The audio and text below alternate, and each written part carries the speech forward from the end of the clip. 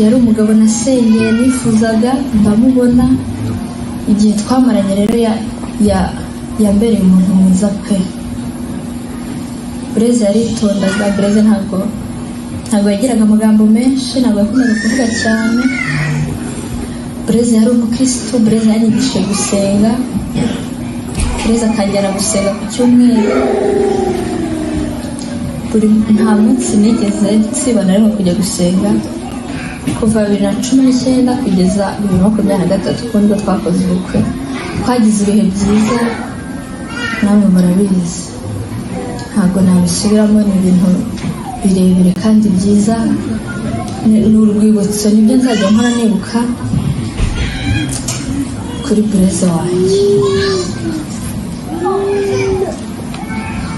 Byarakomeje rero, turi hano rero muri ubu bihe bitoroshye, murabyumva namwe. Sinzi ko mubyumva ariko murabyumva. Ibintu byabaye ni ibintu byadutunguye kuko mu bintu napangaga mu buzima bwanjye na Blaise ntabwo twigeze tuvuga ku rupfu rw'umwe muri twebwe. Twumvaga dufite ubuzima burambye mu Mana, ariko mu bushake bw'Imana igihe kigeze ibintu biraba. Ariko no gushima Imana kuko izi mpamvu bino byabaye bikaba kuri njyewe. Blaise twahuye mu 2019. Ku batanze amazina yanjye nitwa Mukunda Betty, mfite imyaka 23. Nashatse mfite imyaka 21. Umugabo wanjye yitwaga Ndahiriwe Blaise, yari afite imyaka 28. Twahuye mu 2019 mu kwezi kwa karindwi. Twahuriye ahantu mu bintu nk'ibi, natabaye inshuti yanjye yagize ibyago, yapfushije mama wiwe. Twahuriye mu kiri, ndabyibuka. Nawe yari yazanye abantu b'abafamiliye biwe nyine mu kiri, hanyuma turahura gutyo. Nyine ni inkuru ndende tudashaka kubivuga mu magambo makeya.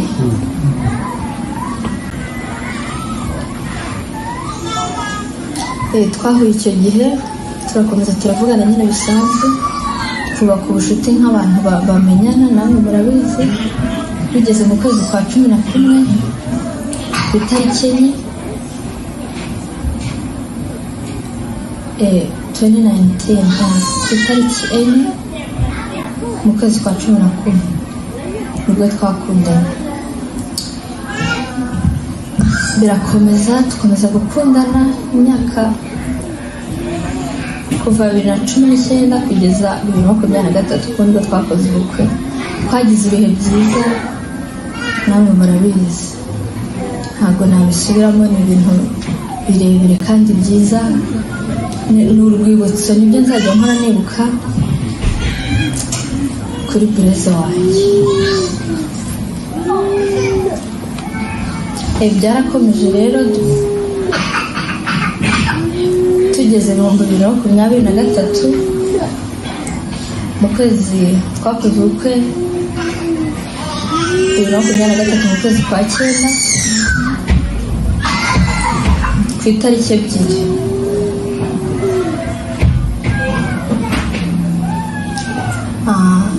Twagize ibihe byiza mu rugo rwacu, twagize ibihe bidasanzwe. Twari abana batoya, nta bibazo twari dufite, nta kintu na kimwe kigeze kiba kidasanzwe hagati yanjye na Blaise. Twari dukundanye igihe kirekire, tuziranye, tumeze nk'abavandimwe. Twagize ibihe byiza, ndabishimira Imana ko anagiye tumeze neza.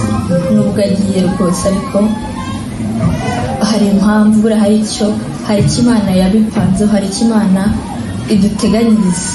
wasanga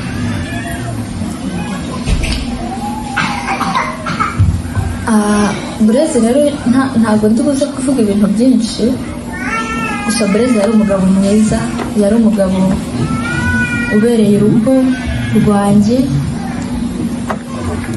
yari umugabo nasengeye nifuzaga ndamubona. Igihe twamaranye rero yambereye umuntu mwiza pe.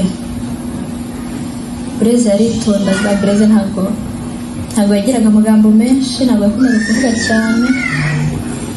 Bureze yari umukristo, Bureze yanyigishije gusenga, Bureze akajyana gusenga ku cyumweru.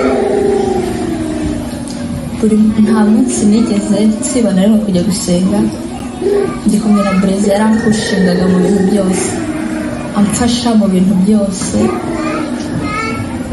mbese muri make nta kintu yigeze muburana ahari ari kumwe n'Imana. Ikomeze mugirire neza, niko yamugiriye neza.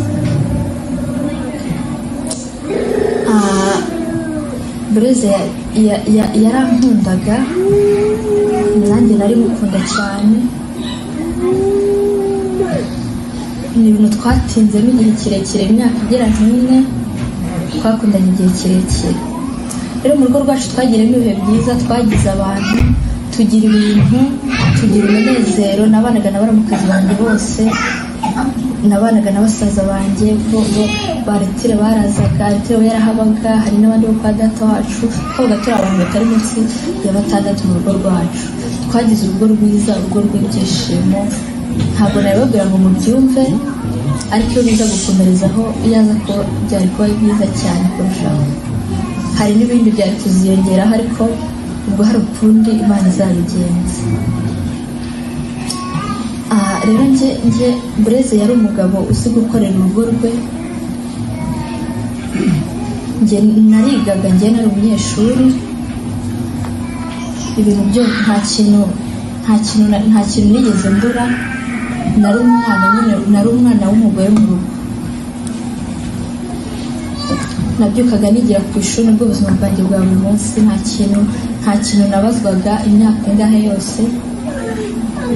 Amashuri byabaga bimeze neza, ibintu byose bimeze neza. Ikintu nakoraga no kuza nkicara mu rugo rwanjye, nkakora nyine ibisanzwe imirimo y'abagore. Ibintu byose yarabikoraga. Bureze yambereye umuntu udasanzwe. Ibyo ndabishimira Imana ko yampuje nawe, nubwo yagiye nzajya muramubyiga. Yari umugabo nasengeye nifuzaga ndamubona. Igihe twamaranye rero yambereye umuntu mwiza pe. Bureze yaritondaga, Bureze ntabwo yagiraga amagambo menshi, ntabwo yakundaga kuvuga cyane. Bureze yari umukristo, Bureze yanyigishije gusenga, Bureze akajyana gusenga ku cyumweru. Nta munsi nigeze nsiba na rimwe kujya gusenga